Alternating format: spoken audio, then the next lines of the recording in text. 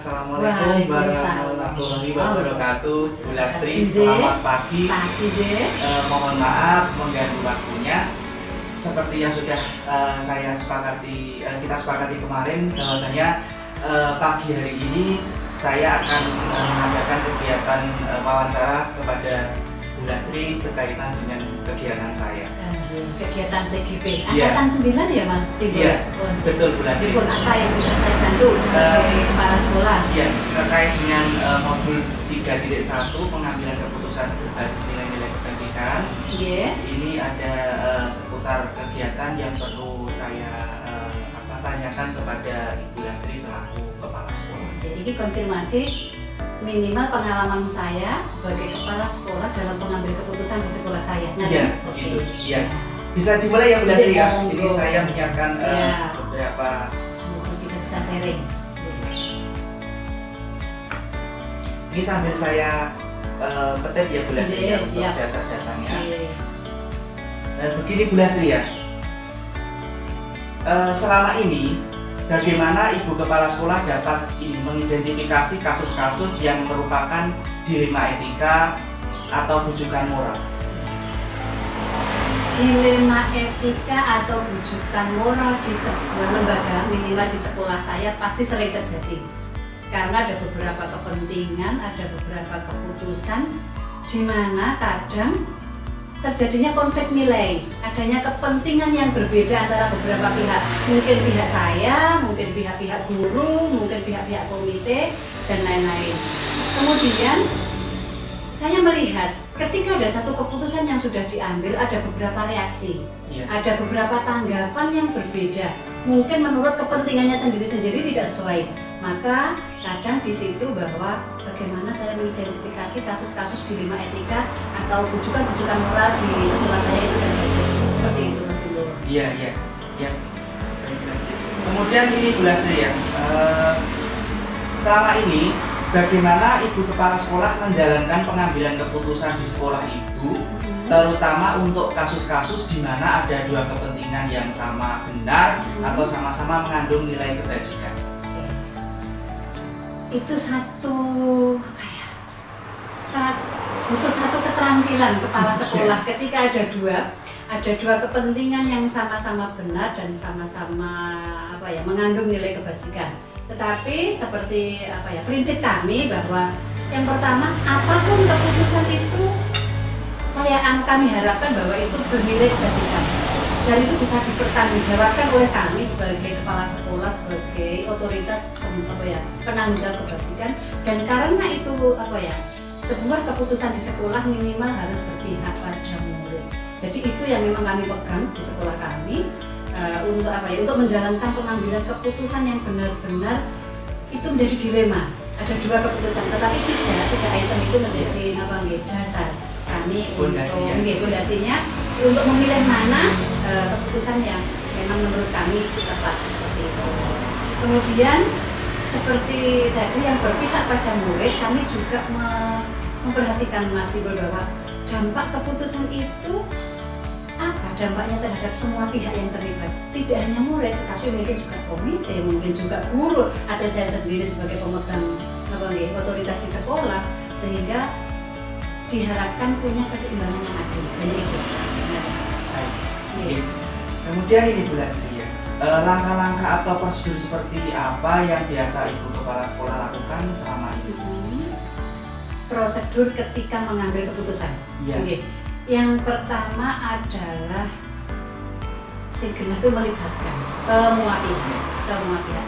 Minimal ketika ada sesuatu yang memang harus kami komunikasikan, kami putuskan semua pihak secara transparan, terkomunikasi, mengadakan diskusi. Kemudian saya harus siap mendengar perspektif siapapun, mungkin dewan guru atau komite atau yang lainnya. Kemudian setiap orang punya perspektif nilai masing-masing terhadap keputusan yang akan kita ambil. Kemudian yang kedua, saya sering baca Mas Timbul apapun, karena cara ini lali, ini cara ini dasarnya opo. Jadi memang saya harus banyak belajar dan membaca. Dan yang ketiga adalah kami punya tim pengembang sekolah, walaupun mungkin sebelum sebesar belum sebesar komite etika, tetapi tim pengembang sekolah cukup mewadahi bahwa ketika judek bingung itu sebagai teman untuk sharing gitu. Luar biasa berarti di sekolah ibu ini ya. Oke, ya. Kemudian ini Bu Lasri ya. Hal-hal apa saja yang selama ini Ibu Kepala Sekolah anggap efektif dalam pengambilan keputusan pada kasus-kasus dilema etika? Efektif. Kuncinya adalah komunikasi dan transparan itu dulu. Komunikasi dan transparan. Kemudian semua pihak, kami berharap bahwa ada komunitas praktisi bahwa sharing semua mendalami tentang apa tuh nilai kebajikan itu, apa tuh dasarnya ketika harus membuat keputusan bertanggung jawab, berpihak pada murid, kemudian nilai kebajikan apa yang diambil, kemudian prinsip itu berkeadilan, itu saja poinnya. Walaupun itu sulit dilakukan tapi kami belajar untuk itu. Kemudian saya ingin bertanya kembali ya Bu Lasri ya. Hal-hal apa saja yang selama ini merupakan tantangan dalam pengambilan keputusan pada kasus-kasus dilema etika? Memuaskan semua pihak. Bu Lasri mesti berarti memuaskan semua pihak. Satu kata kuncinya adalah tidak semua keputusan yang kita ambil karena kepala sekolah sebagai otoritas penanggung jawab itu memuaskan semua pihak. Tetapi itu kita minimalkan bahwa ketika semua memiliki kepentingan berbeda, ketika sudah kembali ke kitohnya bahwa itu nilai kebajikan yang kita ambil sudah kita pegang, kita bertanggung jawab atas pilihan yang diambil, kemudian berpihak pada murid dan semua pihak yang terlibat, itu adalah bahwa tantangannya itu bahwa menyatukan, memberikan perspektif yang sama, sak frekuensi. Jadi ini padang harap padang muri. Neng rapat tukaran, tetapi ketika sudah menjadi keputusan itu adalah kebijakan yang harus dilakukan oleh semua pihak. Seperti itu. Merupakan sebuah prosedur ya. Prosedur. SOP-nya begitu. SOP-nya seperti itu. Rapat tukaran pasangan. Tapi kalau dari keputusan ayo dilakukan dengan tanggung jawab. Kan biasa. Betul, dengan konsekuensi logis masing-masing. Ya, baik luar biasa. Kemudian ini, apakah Ibu Kepala Sekolah memiliki sebuah tata kala atau jadwal tertentu dalam sebuah penyelesaian kasus dilema etika? Apakah Ibu Kepala Sekolah langsung menyelesaikan di tempat atau memiliki sebuah jadwal untuk menyelesaikannya? Kemudian bentuk atau prosedur seperti apa yang Ibu Kepala Sekolah jalankan?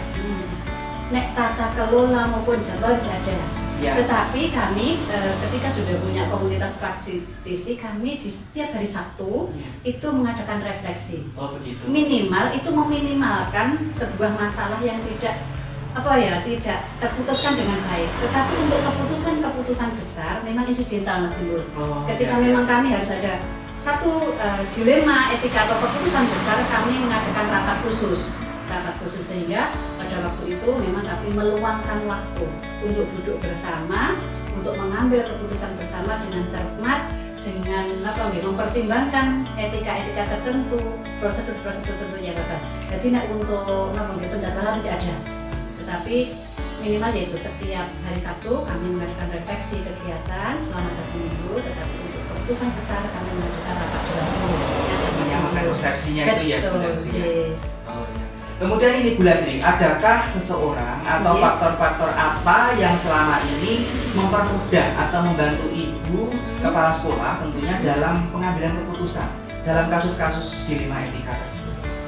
Alhamdulillah tim pengembang sekolah sudah berjalan karena dibantu oleh komite sekolah sehingga itu adalah minimal adalah komunitas praktisi terkecilnya kena jejak jagonya. Kemudian yang kedua adalah saya termasuk orang pembelajar Mas Timbul. Jadi saya punya teman-teman yang mungkin konselor, guru BP, kemudian saya punya literasi tertentu yang mungkin saya bisa belajar. Dan kemudian saya juga begitu mengagumi yang namanya keteladanan. Jam terbang kepala sekolah senior. Mereka mungkin belum perso ya tentang dilema etika, tapi ilmu niteni bahwa jam terbang mereka terhadap permasalahan yang sudah mereka jalani itu menjadikan studi kasus sharing bagi saya untuk bertanya kepada KS-KS senior seperti itu Mas Timbul. Untuk perbandingan gitu ya studi kasus, kita bisa belajar dari situ. Kemudian satu lagi Bu Lastri ya. Dari semua hal yang telah disampaikan, pembelajaran apa yang dapat Ibu Kepala Sekolah petik dari pengalaman Ibu mengambil keputusan dilema etika? Begitu Bu Lastri. Satu, bahwa kepala sekolah perlu punya kemampuan coaching, mendengar dulu. Bicaranya gampang udah. Oh iya. Iya. Kemampuan mendengar saya dari perspektif masing-masing itu penting. Iya. Bahwa kepala sekolah sekarang perlu belajar bahwa punya keterampilan dalam membuat keputusan.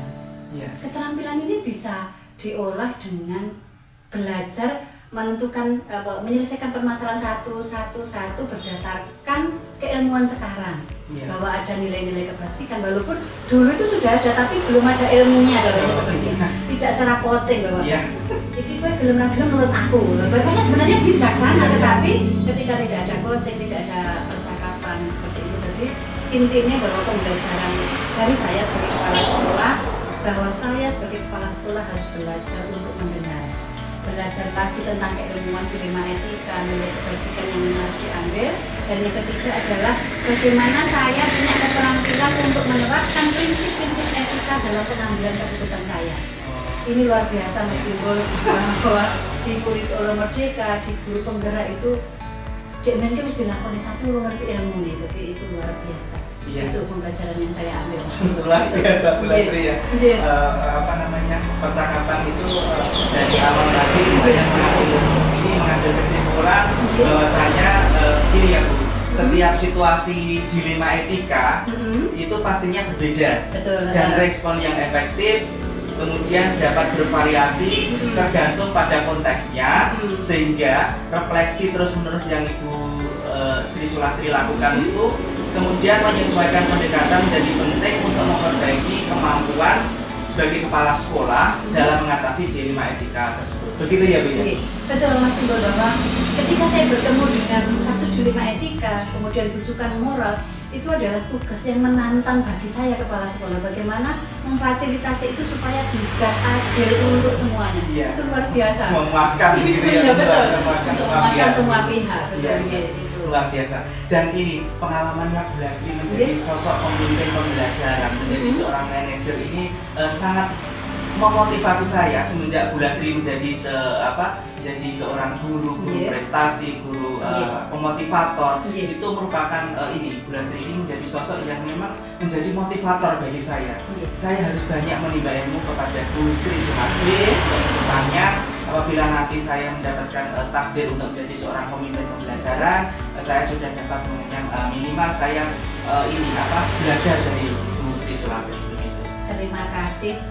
Intinya bahwa sekarang waktunya untuk berkolaborasi dan berbagi. Dan ini wong kok saiki iki sinau yang ngomong. Nah, ngomong carane keteladanan sesuatu sing nyiteni dari wong tok. Dadine monggo Mas Timbul sama-sama kita belajar bersama jenengan selesai menyelesaikan CGP angkatan 9. Kemudian nanti menjadi pemimpin pembelajaran sekaligus pemimpin sekolah. Terima kasih sudah dipercaya untuk bersama untuk berbagi ilmu sharing dengan panjenengan. Saya juga berterima kasih banyak Bu Lastri. Dan ini karena pertemuan hari ini sudah cukup ya Bu ya. Ini saya akhiri dulu. Kita insya Allah ketemu di lain waktu lagi. Gitu ya. Terima kasih. Assalamualaikum warahmatullahi wabarakatuh. Waalaikumsalam warahmatullahi wabarakatuh. Luar biasa.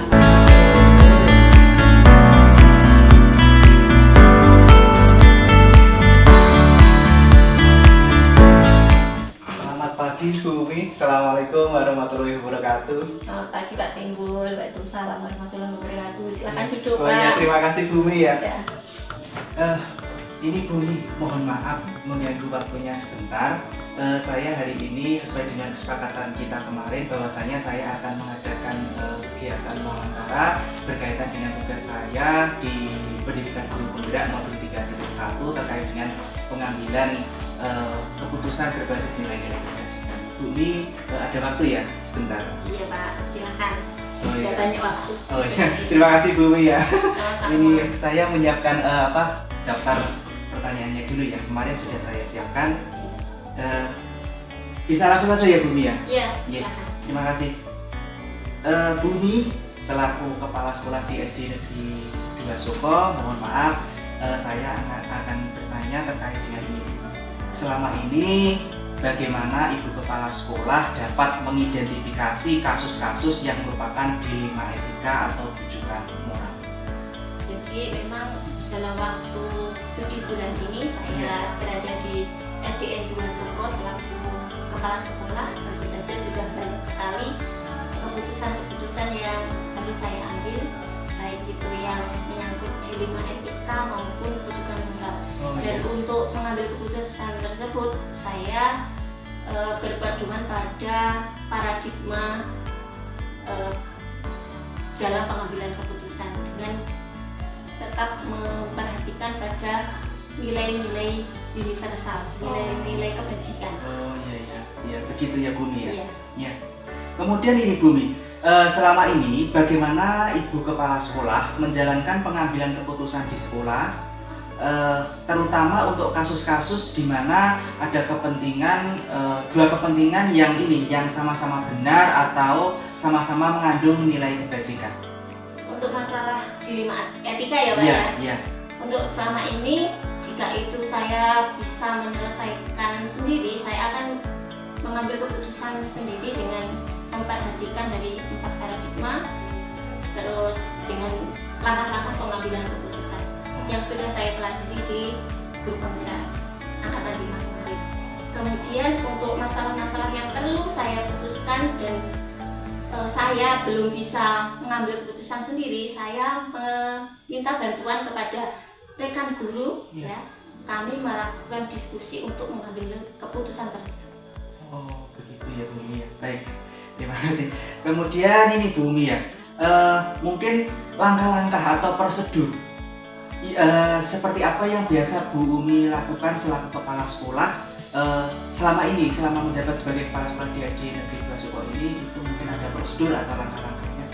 Untuk langkah-langkahnya sih tidak secara jelas saya lakukan ya Pak ya, tapi saya menggunakan hati nurani saya ya, untuk mengambil keputusan itu, dan saya berharap keputusan yang saya ambil itu dapat diterima oleh mayoritas misalnya guru atau siswa atau siapapun yang berhubungan dengan keputusan yang saya ambil tersebut. Masuk komite juga begitu ya Bumi. Baik ya. Kemudian ini Bumi, hal-hal apa saja yang selama ini Ibu Kepala Sekolah anggap efektif dalam pengambilan keputusan, terutama pada kasus-kasus dilema etika ini? Untuk kasus dilema etika, sebisa mungkin keputusan yang saya ambil itu yang bermanfaat untuk semuanya, dapat diterima oleh semuanya, dan dampak buruknya itu lebih kecil. Otomatis kalau ada keputusan atau kebijakan itu pasti ada yang tidak setuju atau ada yang mengkritik gitu ya. Saya ambilnya ya yang sedikit mungkin untuk merugikan, meminimalkan. Iya. Iya, bagus, luar biasa Bumi ya. Kemudian ini hal-hal apa saja yang menjadi sebuah merupakan tantangan dalam pengambilan keputusan pada kasus-kasus dilema etika yang Bu Umi hadapi selama menjabat sebagai kepala sekolah ini? Untuk tantangannya itu begini Pak, misalnya menurut saya itu sudah keputusan yang terbaik, tetapi pada kenyataannya kita terbentur misalnya masalah budaya atau kebiasaan yang terjadi di tempat itu. Kalau di sekolah, iya, itu menurut saya itu sudah sesuai, sudah apa ya, ini paling baik menurut saya gitu. Tapi ternyata masih ada yang belum bisa diterima. Kemudian ini Bumi, apakah Ibu Kepala Sekolah memiliki sebuah tata kala atau jadwal tertentu dalam sebuah penyelesaian kasus dilema etika?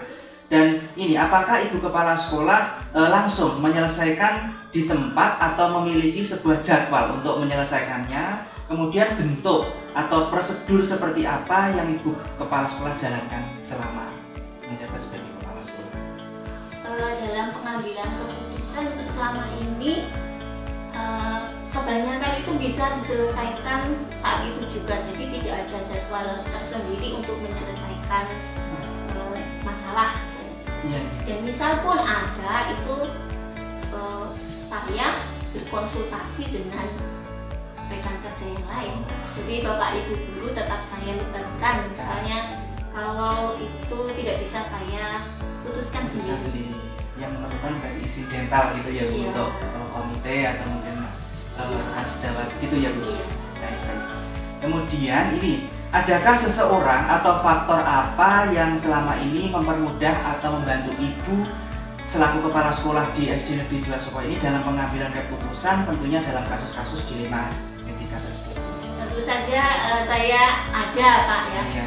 yang membantu saya, terutama adalah Bapak Ibu guru di SDN 2 Suko ini. Iya. Mereka itu sangat bisa diajak kerjasama ya, dalam rangka untuk sekolah ini menjadi lebih baik. Kemudian saya juga punya komunitas sendiri di luar SD ini, yaitu komunitas dengan kepala sekolah dari yang diangkat dari kepala sekolah guru penggerak. Oh begitu. Jadi kami punya apa Saya ya, sendiri gitu ya, ya. di situ kami bisa bertukar pendapat, bertukar pikiran ya. Oh iya. Misalnya kami mengalami kendala begitu atau judek tidak bisa menentukan apa ya kebijakan yang saya ambil, keputusannya apa gitu, kita bisa sharing di situ dan bisa mengambil keputusan dari masalah yang ada.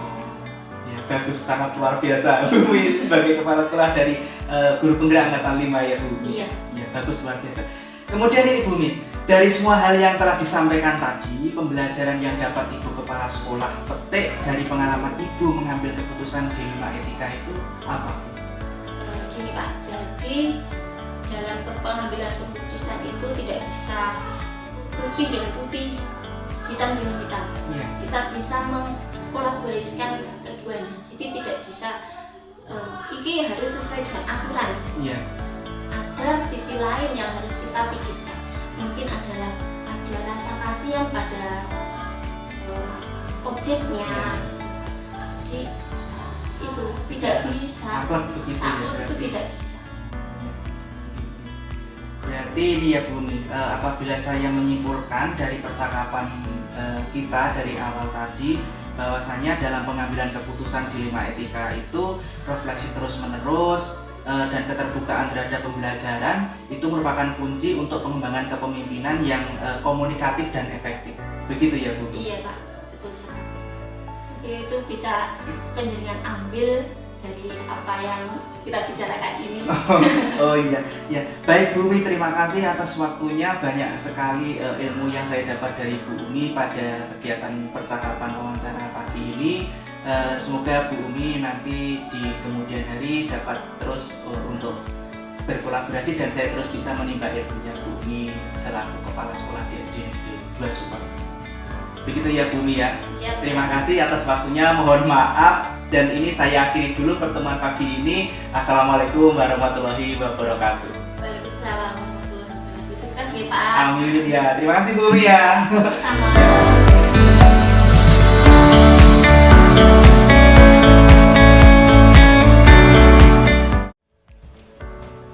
Assalamualaikum warahmatullahi wabarakatuh. Bu Tari, selamat pagi. Waalaikumsalam Pak Timbul. Ada apa Pak Timbul? Mohon maaf mengganggu waktunya sebentar ya Bu Tari. Iya. Bu Tari sepertinya ini sedang sibuk sekali, tapi mohon maaf saya ingin sedikit berbincang dengan Bu Tari terkait dengan kegiatan saya. Tidak apa-apa, ini cuma ini untuk persiapan OSN Oh tahun iya, ini iya. Pak. Oh iya. Baik Bu Tari, seperti yang sudah kita sepakati kemarin bahwasanya hari ini pada pagi hari ini saya akan melakukan kegiatan wawancara terhadap Bu Tari selaku kepala sekolah saya di lembaga SD Negeri 6. Bu Tari sedang tidak hari ini bisa ya? Bisa Pak, bisa. Oh, iya. Apa? Iya. Baik Bu Tari, bisa saya lanjutkan ya? Ya, boleh. Saya ingin bertanya Bu Tari, selama ini bagaimana Ibu Kepala Sekolah dapat mengidentifikasi kasus-kasus yang merupakan dilema etika atau rujukan moral? Ya, saya sebagai kepala sekolah pertama mengadakan forum diskusi berkala dengan staf dan guru untuk membahas isu-isu etika yang muncul. Kemudian menerapkan kebijakan dan prosedur yang jelas terkait etika dan moral di sekolah, Pak Timbul. Kemudian juga mendorong komunikasi terbuka untuk melaporkan D5 ITK. Baik, kemudian ini, selama ini bagaimana Ibu Kepala Sekolah menjalankan pengambilan keputusan di sekolah Ibu, terutama untuk kasus-kasus di mana ada dua kepentingan yang sama-sama benar atau sama-sama mengandung nilai kebajikan? Ya, saya sebagai kepala sekolah membentuk komite etika di sekolah untuk memberikan pandangan dan saran. Kemudian mempertimbangkan nilai inti sekolah dan misi pendidikan sebagai panduan dalam pengambilan keputusan. Lalu berfokus pada solusi yang dapat memberikan manfaat terbaik bagi semua pihak yang terlibat. Begitu, Pak Timbul. Oh, iya betul. Kemudian ini Bu Tari, langkah-langkah atau prosedur seperti apa yang biasa Ibu Kepala Sekolah lakukan selama ini? Selama ini saya sebagai kepala sekolah pertama mengumpulkan informasi secara menyeluruh sebelum mengambil keputusan. Kemudian melibatkan berbagai pihak yang terkait untuk mendapatkan perspektif yang lebih luas. Lalu merujuk pada kebijakan sekolah dan nilai-nilai yang telah ditetapkan. Itu Pak Timbul. Baik, luar biasa Bu Tari. Kemudian ini Bu Tari, saya ingin bertanya kembali, hal-hal apa saja yang selama ini Ibu Kepala Sekolah anggap efektif dalam pengambilan keputusan pada kasus-kasus D5 etika? Ya, efektivitas dalam pengambilan keputusan D5 etika saya sebagai kepala sekolah, satu, mendengarkan dengan empati dan memahami sudut pandang semua pihak yang terlibat. Kemudian menerapkan prinsip-prinsip etika yang sudah diakui oleh semua komunitas sekolah. Lalu mengukur dampak jangka panjang dari keputusan yang diambil itu, Pak Timbul. Oh, begitu ya Bu Tari. Kemudian ini Bu Tari, hal-hal apa saja yang selama ini merupakan tantangan dalam pengambilan keputusan pada kasus-kasus D5 etika? Tantangan dalam pengambilan keputusan D5 etika saya sebagai kepala sekolah yaitu menangani tekanan dari berbagai pihak yang memiliki kepentingan berbeda. Kemudian memastikan keseimbangan antara keadilan dan kepentingan individu atau kelompok.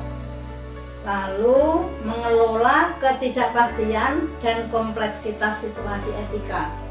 Pak Timbul. Baik Bu Tari, kemudian ini, apakah Ibu Kepala Sekolah memiliki sebuah tata kala atau jadwal tertentu dalam sebuah penyelesaian kasus D5 etika? Apakah Ibu Kepala Sekolah langsung menyelesaikan di tempat atau memiliki sebuah jadwal untuk menyelesaikannya, atau bentuk atau prosedur seperti apa yang Ibu Kepala Sekolah jalankan? Atau jadwal penyelesaian kasus D5 etika saya sebagai kepala sekolah tidak ada tatkala khusus, Pak. Setiap kasus dapat membutuhkan pendekatan yang berbeda. Kemudian memprioritaskan penyelesaian secepat mungkin, tetapi dengan memastikan keputusan yang matang dan menerapkan langkah-langkah tertentu jika ada kebijakan atau prosedur yang mengatur penanganan kasus etika. Itu Pak Timbul. Iya Bu Tari. Kemudian ini, adakah seseorang atau faktor-faktor apa yang selama ini mempermudah atau membantu Ibu Kepala Sekolah dalam pengambilan keputusan dalam kasus-kasus D5 etika? Faktor atau seseorang yang membantu dalam pengambilan keputusan saya sebagai kepala sekolah adalah konsultasi dengan Dewan Guru, staf atau komite etik. Iya. Kemudian dari semua hal yang telah disampaikan, pembelajaran apa yang dapat Ibu Kepala Sekolah petik dari pengalaman Ibu mengambil keputusan D5 etika?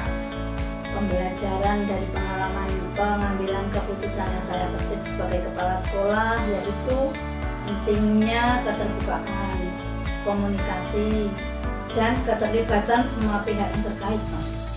Lalu pengakuan bahwa tidak semua keputusan akan memuaskan semua orang. Kemudian continue, maksudnya dalam belajar dan peningkatan proses pengambilan keputusan etis itu seiring waktu. Gitu Pak Timbul. Ya baik, luar biasa Bu Tari. Ya, berarti begini ya Bu Tari, apabila saya menyimpulkan, berarti setiap kasus dilema etika dapat berbeda dan pendekatan kepala sekolah dapat disesuaikan dengan situasi spesifik yang dihadapi. Begitu ya Bu ya? Betul sekali Pak Timbul, sebagai seorang kepala sekolah menghadapi kasus dilema etika atau rujukan moral menyesuaikan situasi spesifik. Oh begitu ya Bu ya. Baik Bu Tari, semangat ya. Ya. Dan ini terima kasih atas waktu dan kesempatannya untuk menambah wawasan saya terkait dari indikator pertanyaan yang sudah saya sampaikan kepada Bu Tari, sudah saya tanyakan kepada Bu Tari sebagai kepala sekolah di lembaga saya. Dan karena ini masih sama-sama ada kegiatan, Bu Tari akan merekam kegiatan O2ASN. Kegiatan pagi hari ini saya akhiri cukup sekian dulu. Assalamualaikum warahmatullahi wabarakatuh. Waalaikumsalam Pak Timbul. Selamat melanjutkan tugas Oh iya, selanjutnya. terima kasih Bu Tari ya. Ya. Sama-sama Pak Timbul.